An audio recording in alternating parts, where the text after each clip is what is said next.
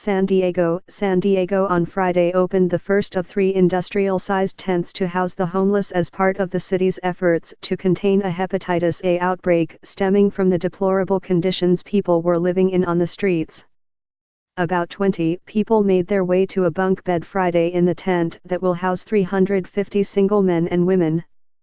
2 other giant tents will open later this month, one for families and one for veterans. The tents will house a total of 700 people.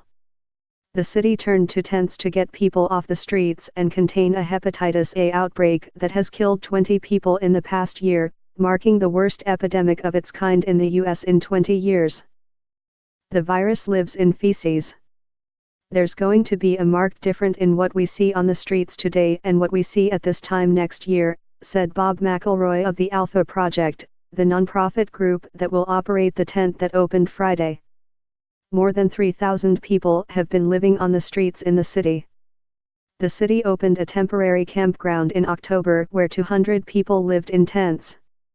They will now be moved into the new giant tents. Verna Vosbinder, 47, was among the first to move from the campground. She rolled in with her little black dog, Lucy Louie, on the seat of her walker with a cardboard sign hanging off the back that read, "Don't touch the dog. The human bites." She plopped down on her bunk bed and already felt lucky to be finally under a roof. "My bones were hurting very badly sleeping on the ground," said Vosbinder, who has been homeless for 6 years. "And the dew, moisture in the morning. Phew. I'm out of the cold, off the ground, and I'll be feeling better in a few days. All I need is to rest in a bed."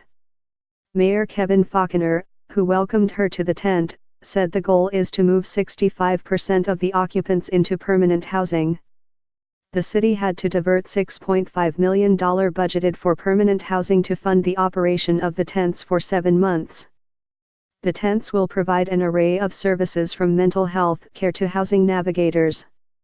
But the city still faces an acute housing shortage for the poor. Faulconer has earmarked more than $80 million in funds to address the problem. Gemma Librado lives a block away from the tent that opened Friday.